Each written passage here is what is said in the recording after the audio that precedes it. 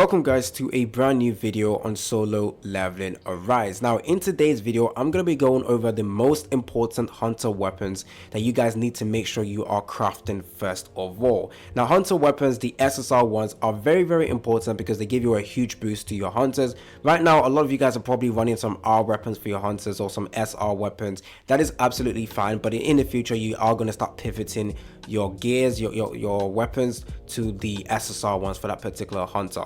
Now of course, as I'm going through the list of weapons you need to go ahead and get, be careful, because if you don't have those hunters, do not craft the weapon. There is no point of you crafting the weapon when you don't have the hunters to give the weapons to, because the weapons are specific for that character. So giving the weapon to another character absolutely makes no sense, so you should not be doing that. Now the resources required to craft yourself the SSR weapon is kind of limited in terms of how much you can get without spending, so actually using real life money. So what you will need is the hunter exclusive weapon design, and it's very hard to come by. It's quite limited. I will go over every single place you can get this, as well as the power crystals as well, because this is also kind of hard to get, but it's much more easier compared to the hunter exclusive weapon design. So hopefully you guys find this video helpful and overall useful. Go ahead and show support to the channel.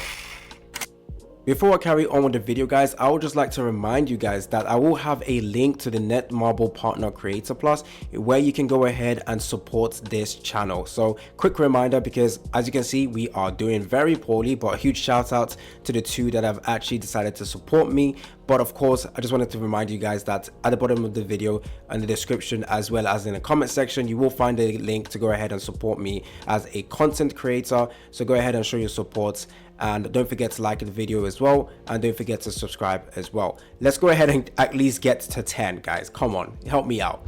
Anyways, if you guys support, I will have like a coupon code being given to me as well to give back to the community, so you guys have a chance of getting a coupon code and some extra exclusive stuff as well. So hey, choose to support the channel now.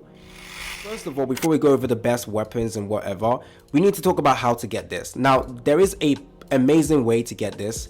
First of all, clear content as fast as possible. I am pretty sure in the challenges section over here you can actually get some from here.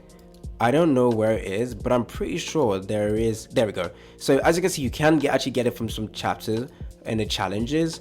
So that's another way you can get it, but of course it's quite limited with the amount you can get from there. So yeah, as you can see, we haven't seen any more besides that one. Oh, there we go, a second one over here, chapter 11.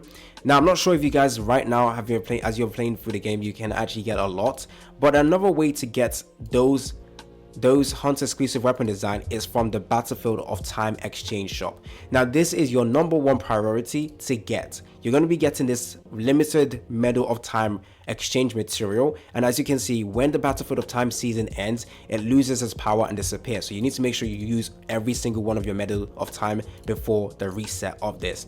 Now Medal of Time can be obtained from going over to the Battlefield of Time over here and ranking really well in this section over here, and you get given the medals and stuff like that, which is very helpful. And when you go over to the store and the shop, you need to make sure that you are getting the rate of draw tickets and you're getting the hunter exclusive weapon design. Now when it comes to the other resource you need, it is here. This is the best place to get it. I remember my first ever SSR weapon that I crafted. I got the mana crystal or mana power crystal from here, and to get this you basically just have to salvage weapons. Do not salvage SR or SSR weapons just yet, only R weapons, and you should be able to get a couple of this, and then in your box you will find it, and then you can go ahead and exchange for the particular ones you need. Okay, so that's how you actually craft the SSR weapon. Now when it comes to the most important and best ones, first of all, I think damage dealers should be your main priority when it comes to the SSR weapons you need to craft. So there might be some supportive characters with amazing abilities, but in my opinion damage dealers come first. So one of the best damage dealers in this game is CO, but I don't think early on into the game this should not be your first weapon. The reason why I say this is because she relies on crit and crit damage. If you do not have a good build for your crit for CO, do not go ahead and craft this, because if you take a look at the passives or the skill of this weapon, increases the user's critical hit damage by 5%, and whenever she uses the heavy attacks, it increases her crit damage by 1%, and you can stack this up to 20 times. So as you can see, crit rates and crit damage are extremely important to her. Again, if you can't crit that often with your CO, that weapon is pretty much useless. As you can see, my CO over here has at least 44%. So I did get a weapon. I have gotten one dupe on that weapon as well, because she is going to be my main damage dealer for trying to clear Cerberus. So she is important. Her crit damage is insane. Her spam ability is really good as well. So in general, her damage is actually really good. And of course, if you have at least 40% and a good build for your CO, then this can actually be your first priority in terms of SSR weapons. Now, another one is actually for Emma. Now, this one over here is actually really good as well. So it increases the damage dealt to targets affected by the break effect by 4%. And when heat absorption activates, the user's damage dealt is increased. Now, Emma is a support DPS. She's not really, actually, if you have more dupes, she can be a main DPS, but of course the damage overall is not going to be as insane as Charhain or as Troy or as Silver main Beck. But in general, this is going to be helpful, especially when you are using her as a mob clearer. One of the best things about Emma is her first skill, which has mob clearing ability, like a huge AoE, and of course you want her damage to be as high as possible, and you of course want to deal extra damage to there you go, damage dealt increase. So you of course want to also deal extra damage to opponents in the break effects. So yeah, first dupe is always, not first dupes, first copy is always the most important one. So there we go, as a really good option as well. Now Troy, okay, before crit damage was fixed, I would have definitely said Troy was your priority as well. Unfortunately for you guys, you can't get this weapon for free. So you guys will see my account and you see a lot of SSR weapons. You think I crafted all of them. That is not true. When a new character comes into the game, they actually give you a way to get the weapons. So I'm happy they do that, and I'm happy they should, well, they should technically carry this on for future characters as well. So we got this weapon for free. I didn't have to actually craft this, but this is actually a good weapon. It increases the user's attack by a certain amount. When attacking targets burnt by Troy, the target's defense decreases by a certain percent, which is actually really good to help Troy's damage in terms of dealing huge amount of DPS. But again, if you guys have Charhain, she's probably your main DPS. I rarely actually use Troy. I'm not even gonna lie to you. I rarely use him. My go-to characters to use is always Emma, Seal, and Charhain, and also Silver main Beck. Those are my main like damage dealers that or support DPS that I use. I rarely use Troy unless it's the enemy that is weak to fire.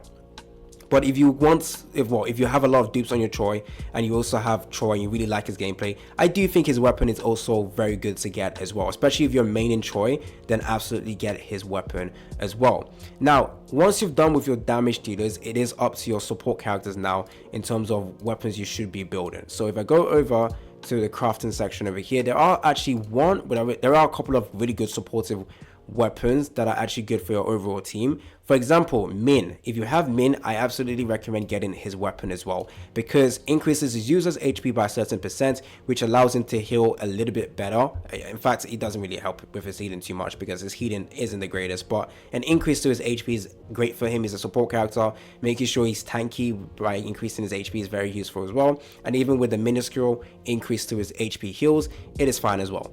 When a user uses Heavenly Blessing, which is his ultimate ability, the user and the team's members' damage dealt is decreased by 4% for 16 seconds. It's increased by 4% for 16 seconds, which is extremely good. Honestly, I want to max this out because it will give us an increase to our overall team's damage by 16%. That would be actually insane. So I do think this is also a very important weapon that overall benefits your team as well, especially with the release of Charhain that wants to run with Min. This is perfect for her. Absolutely insane weapon. So far, the best ones I've talked about were Emma, Min, and CO, and also I mentioned Troy as well. Now, of course, try and get Charhain's from the events first of all. Do not do this. Do not do this. You can get the weapon for free. You can get an extra copy if you're lucky as well. So you can get one dupe into the events as well. In fact, you could probably get 2 copies. I'm not sure. But essentially, don't really focus on Charhain's on this particular side right now. Okay, so another supportive weapon we have is Libora, but I wouldn't say it's a main priority, guys. So targets hit by the user's strengthening charm has both the damage that they take from critical hits, and their chance of receiving critical hits increase. This is actually good as well. Strengthening charm, I believe. Let me quickly go ahead and check. Strengthening charm is this ability over here. So yeah, this is helpful as well, just to increase your overall team's damage as well, because the amount of crit rates, your crit hits you're going to be dealing is going to be really high now because of the weapon. Not really high, but it will be high. So great supportive capability. But the main ones, in my opinion, are Min, Co, and Emma, and then Troy as your last result, I guess. Those are the ones I really like. Now, of course, with Beck, unfortunately, you can't get his weapons for free anymore, but this weapon is actually pretty good as well. Increases his user's basic attack damage by 12%. Wait, is this with dupe? It is with dupe. So let's take a look at it without dupes. Where is it? Oh, it's right here. So without dupe, let's take a look at it. So increase basic attack damage by 8% when the user's basic attack hits, takes damage equal to 0.5% of current HP, but deals damage equal to 0.2% of the current HP to target. So again, if Beck is your main DPS as well that you're using, then then I do recommend using or crafting his weapon as well. So yeah, that is it regarding the hunter weapons that are very important. Hopefully you guys like this video. Stay tuned for more content on solo leveling Arise, and once again, don't forget to support the channel by pressing the support button as well. Let's help the channel out. It's been your boy AC Gamer, and I'm out.